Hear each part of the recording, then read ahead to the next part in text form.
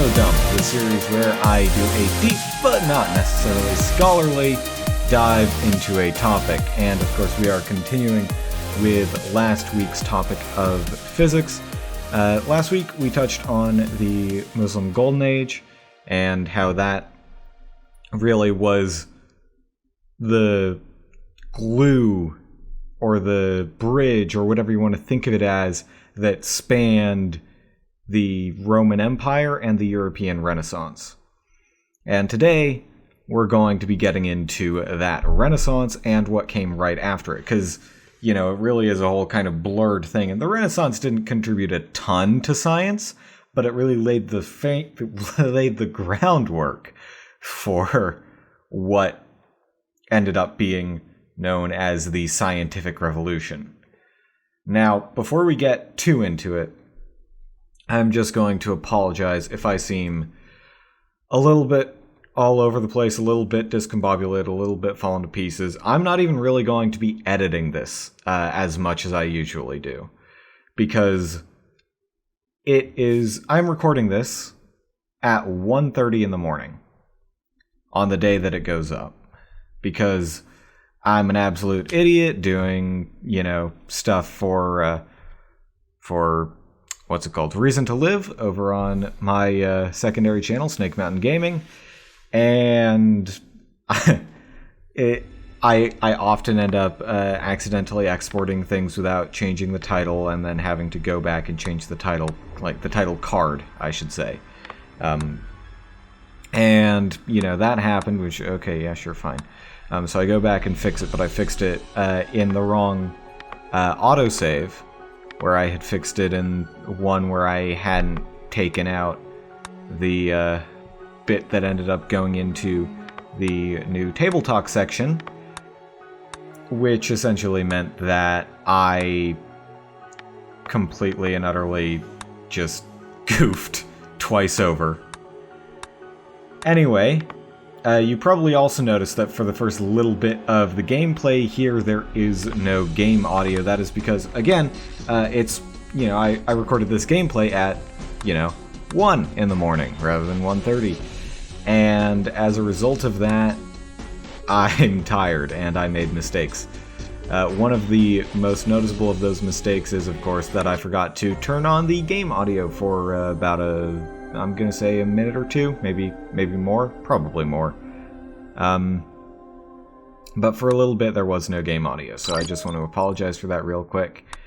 And yeah, so let's get into it. Now, as I mentioned last time repeatedly and very insistently, the Muslim Golden Age is what laid the groundwork for the Renaissance in Europe.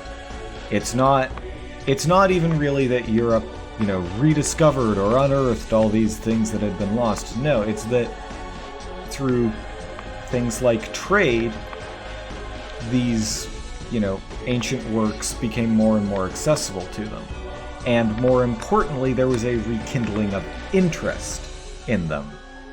They were always there, they were always available just across the Mediterranean, or even not across the Mediterranean for a while in the Emirate of Cordoba, or Al-Andalus, or whatever you want to call it.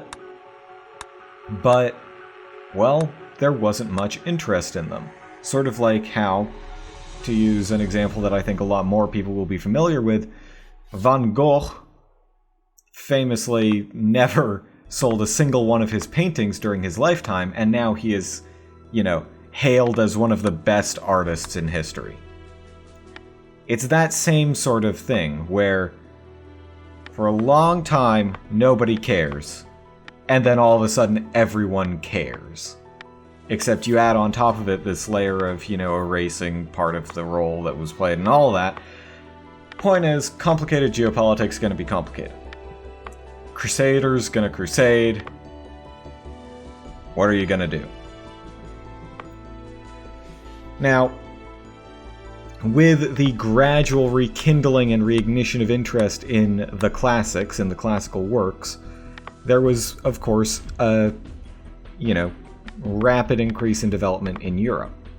Because, well, a lot of this stuff pertained to things like how to govern well, how to build roads, and, not just, all of the Roman practical philosophical works that had helped make the empire into the political and military juggernaut that it was were rediscovered and reapplied.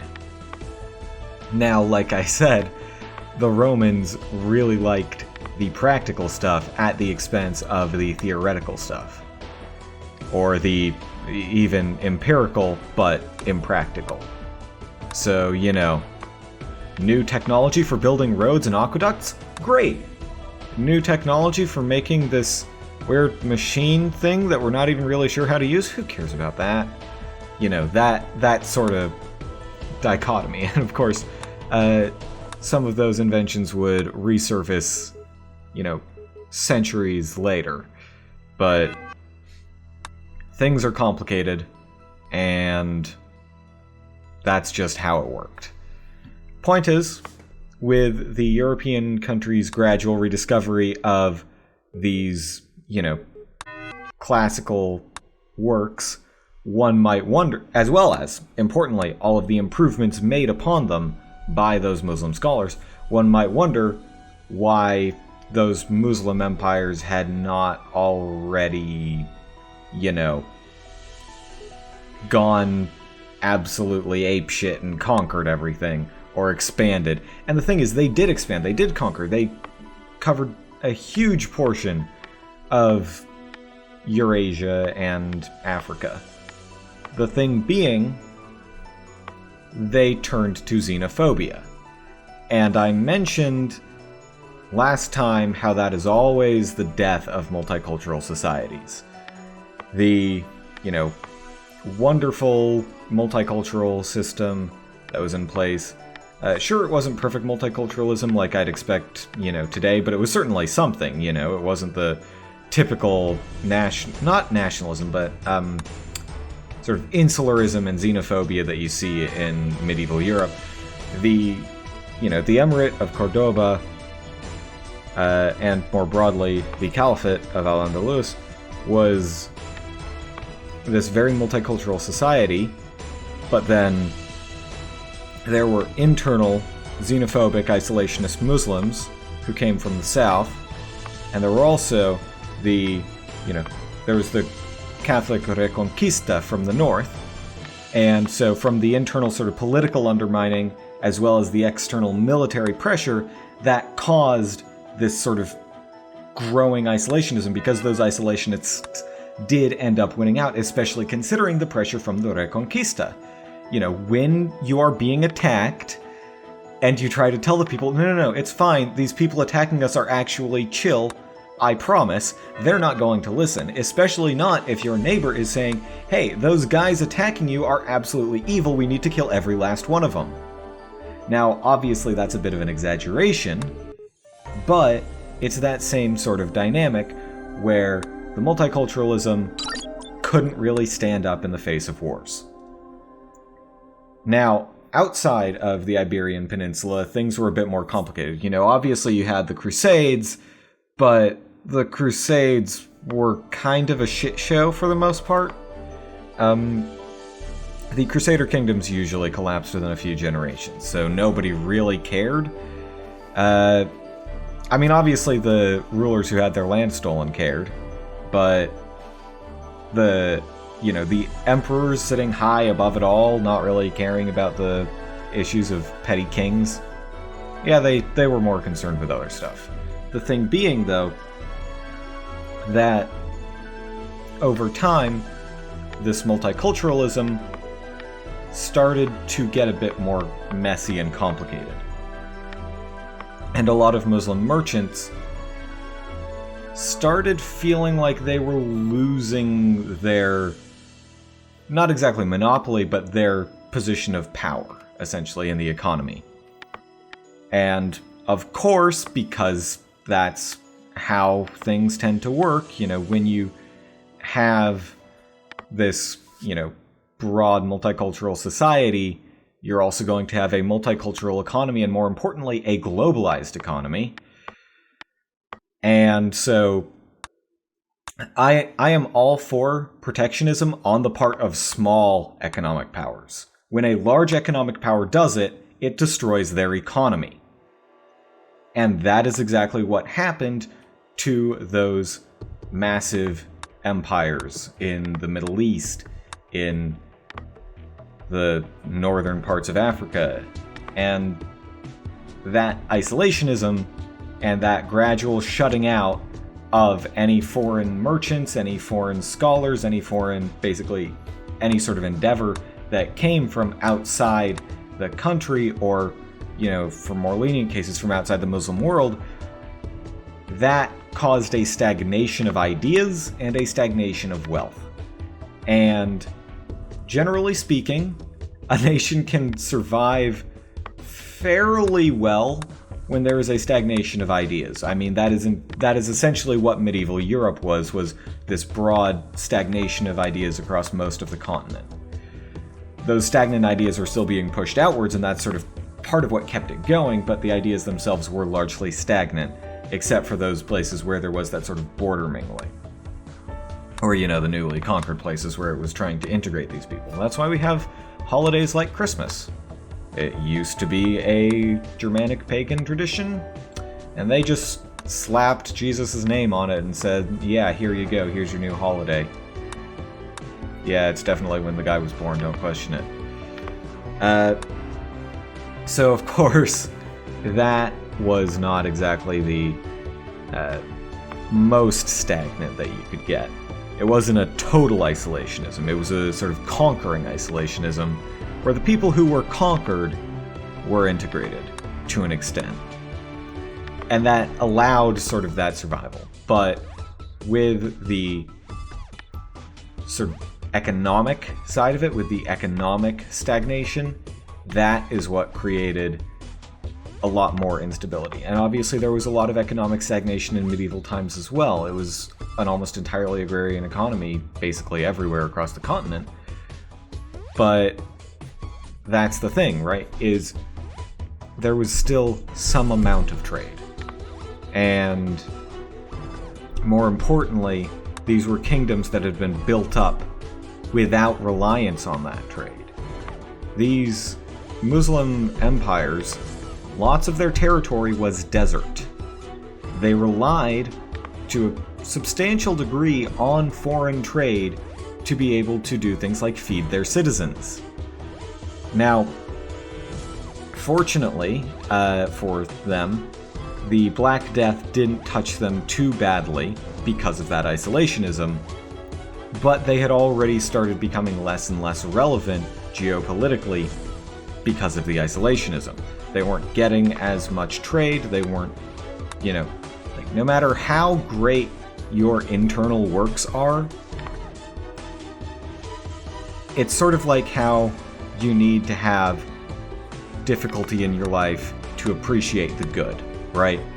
If all you have is these, incredible, wonderful works, that just becomes the standard. And there's nothing special about them. There's no real profit to be made from them, which means more economic stagnation. And I'm certainly not a capitalist, but when you have that sort of stagnation of the economy, when you have things just sort of grinding to a halt, regardless of the economic system you're in, it will erode political power as well, because now you're, struggling to keep your citizens fed, now you're struggling to have a broadly functioning system, and everyone sees the establishment as corrupt to some degree or another. Because, the government is instituting all these trade isolationist policies at the behest of merchants who were doing really well, but disagreed with the fact that other people were also doing well. And if you want a surefire way to rile up populist sentiment, no matter the era, you can be darn sure that thinking the government is in the pocket of people who are just greedy and heartless is a real good way to rile it up. So, there you go. I realize I've spent about half the time so far going sort of in-depth into why those empires fell. So, let's get back to Europe, or more accurately, back to the intellectual stuff, back to the progression of science and math. So, as I mentioned, there was sort of this dead zone in Europe, even for a while into the Renaissance. And that's not really a simple thing to explain. The easiest way of putting it would be that it started with the rediscovery of the humanities, the Renaissance. It started with the, rediscovery in Europe of the humanities and a rekindling of interest in them, and then that gradually ballooned outward into, the natural sciences, and then the rest is history, quite literally. But fundamentally, even though the Renaissance is generally agreed to have started around the time the Black Death ended, the first real big scientific developments during it didn't come for about another 100 years or so. The guy who was really the first big scientist of medieval times, of the Renaissance, was Copernicus. You probably know about him, whether you realize it or not. If you have ever heard of the heliocentric model of the solar system, referred to as the Copernican model, he's the guy. He was the one who postulated, hey, the sun doesn't orbit the Earth, other way around. And like I mentioned, the Greeks had figured out the curvature of the Earth. I would like to dispel a popular misconception. Nobody, or almost nobody, thought the Earth was flat. Anyone who was at all educated knew for a fact that it was round, and anyone who had ever been up a particularly tall hill, like you would typically build a castle on, would be able to see at least a bit of the curvature of the Earth. Now, with that said, I'm sure that there was a good chunk of, the uneducated peasantry who didn't know that the world was round and therefore just assumed it was flat because that best fit their everyday experience, much as now we have a bunch of people who are not sufficiently educated assuming the world is flat because it fits their everyday experience, and because, for instance, their teachers didn't sufficiently explain gravity to them in, elementary school or whatever. Complicated educational issues aside, when it comes to science and the Renaissance, and then the following scientific revolution, and then the Enlightenment that rose out of that, Copernicus was really the guy who started it all. Because the probably most famous Renaissance scientist, Galileo, got in some pretty big trouble for proving Copernicus right. Now, I've heard a lot of arguments that, the church has historically been one of the greatest sponsors of the sciences, and a lot of arguments that the church is one of the greatest persecutors of the sciences. The fact is, both are true at different times. Generally not at the same time, but when they are, it's different sciences that are being helped or persecuted. In the case of Galileo, the case is often made that the only reason he, got in massive trouble is because of the way that he said his points. There's a degree of truth to that.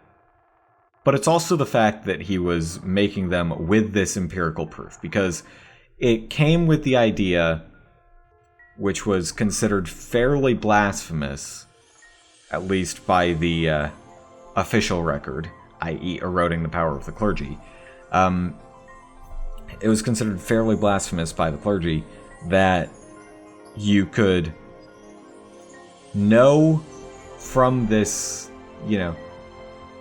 fundamental empirical observation something that contradicted their interpretation, at least, of the Bible. So, that is really what it comes down to. During medieval times, right, prior to the Renaissance, the church had been a significant sponsor of science because, like I said last time, there was this prevailing attitude in both Christian and Muslim countries that by understanding God's creation, you would come to understand God. Again, That is not what was at issue here. That sentiment still existed, but it was the idea that this study had produced, like this experiment had produced results that were entirely contrary to what at least this particular part of the clergy thought the Word of God was. Which means either the Word of God is wrong, or this guy is a lying heretic. And they would rather take their chances with him being a lying heretic than what they perceive to be the Word of God being wrong. Now, of course, because these are people in power, the idea that it was their interpretation that was wrong probably never crossed their minds, and if it did, it got shouted down real quick. It's the whole, am I wrong? No, it's the kids who must be wrong sort of idea. A couple of other noteworthy achievements by Galileo. He proved Aristotle wrong, because apparently no one had thought to do that before. He empirically proved that two objects of different weights fall at the same speed. And he did it pretty easily, the way that I, talked about in my episode on Aristotle, where you just take a small rock and a big rock up to the top of a tallish building, maybe a story or two up, and then you make sure that their bottoms are level, and you drop both of them at the same time. Now, that's a pretty straightforward experiment. It caused a whole lot of controversy because he proved Aristotle wrong about something, and no one had ever even considered Aristotle of being wrong. Except, about theology stuff, but, this was also the Renaissance when that kind of stuff was not by the clergy, mind you, but by, gentlemen scientists essentially starting to be questioned a bit more, hence Copernicus and Galileo and all that. Another thing he did is create a logical, rational proof for what you might call Newtonian relativity, or just the relativity of different frames of inertia. So in physics, the concept of an inertial frame is sort of like, that is your frame of reference. So if you're not familiar with the term inertia, it essentially means, well, it's one of Newton's laws. It's that an object in motion, unless acted on by an external force, will continue that motion indefinitely. Now, keep in mind, this is linear motion, not stuff like, well, linear and angular, but it's not stuff like repeating, like a pendulum. A pendulum will not infinitely swing back and forth. It is the fact that there is the external force acting on it that makes it go back and forth. So, there are pendulums that are swinging pseudo-infinitely using the Earth's rotation, but that's a whole other thing. Just a standard pendulum, like in a clock, fairly straightforward type of deal. It's a bit more complicated. It's very mechanically intricate. That's why they took so long to develop. But fundamentally, the idea is that something that is moving will keep moving at that speed unless something else slows it down. Something that is stationary will not start moving unless something else speeds it up. Likewise, inertia, something else can speed it up or whatever. So what Galileo did is before Newton, mind you, he essentially created a logical proof of almost Einsteinian relativity. Einstein's theory of relativity was kicked off by him realizing if, the man on the roof over there were to fall, he wouldn't feel his own weight. It's that sort of realization, except scaled back a level from acceleration to just motion. So Galileo had a thought experiment where if you were standing on a boat that was moving and you threw a ball backwards at the exact same speed that the boat was moving forwards, then to you, the ball would look like it was moving backwards. But to an observer on the shore, the ball would look like it was just staying still. Which one is correct? Both.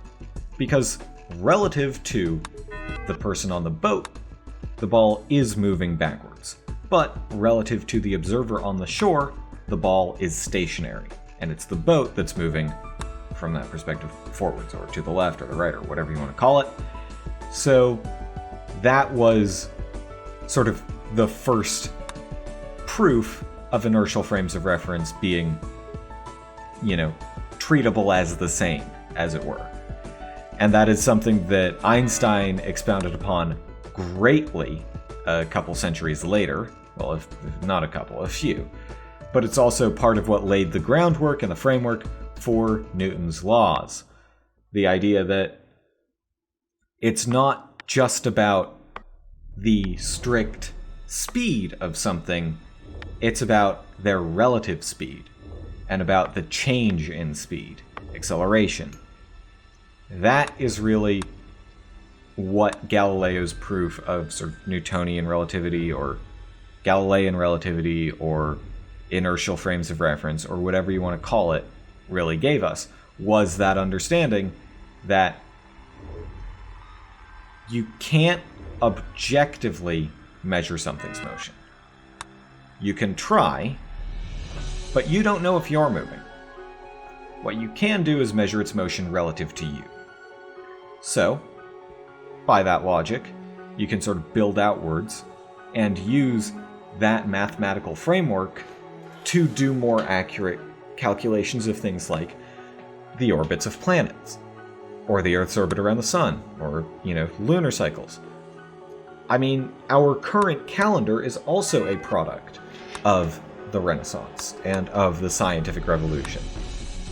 A bunch of very skilled mathematicians and priests, because, priests were the most educated people back then, got together and crunched numbers for a ridiculous amount of time to eliminate all mathematical error possible from the calendar, to account for the fact that Easter had slipped a month or two. Which, that's the whole reason that priests were brought in as well, and why the church commissioned this, is because they wanted their holidays to actually land on the correct days. And if the calendar isn't working, that means you're celebrating at the wrong time, which means, God might not be so happy with you. So, what are you going to do? Well, you fix the calendar so that it's not slipping anymore. That's part of why Russia's October Revolution in the 1900s was not in October. Not by the modern calendar, anyway. They insisted on continuing to use the older calendar for a little while. A long while. A very long while. But that's because they were, it was an Eastern Orthodox versus Roman Catholic thing. More geopolitics, more complicated mess. The important thing to keep in mind is that all of this mathematical application of high concepts and all of this shenaniganery, essentially, to try and make things work, was the result of not just the work from the ancients, but also the work from the last few centuries in the Muslim empires. All of that built together is what laid the foundation for the Renaissance, which itself laid the foundation for the scientific revolution in Europe, which is really, that is when we get into what people usually think about when we talk about Newton, when we talk about the Industrial Revolution. All of this bundles together. And the scientific revolution, like I said, it leads into the Industrial Revolution, but also into the Enlightenment, which was a sort of reverse application of these ideas of scientific rationality to the, less scientific problems of life. Things like metaphysics, things like philosophy. A lot of the most famous philosophers of history came out of the Enlightenment and the time sort of immediately before and after, because strict time designations for these things are really iffy. It's nothing no internal change in a society ever goes quickly. The most quickly it can go is if there's some external force forcing a broad change. But even then, that's not really the internal change, now is it? So that, I think, just about wraps it up for good old Renaissance times. There's, of course, much more to get into about the less scientific stuff, but that is for another Infodump series. That is for another time. The big important parts were the gradual building of these concepts. And the reason why I focus particularly on Galileo is because he's a pretty well-known person, but also because, crucially, he is an incredibly foundational figure for our modern understanding of physics and the world. Alright, thank you very much for listening, and I will see you all next time.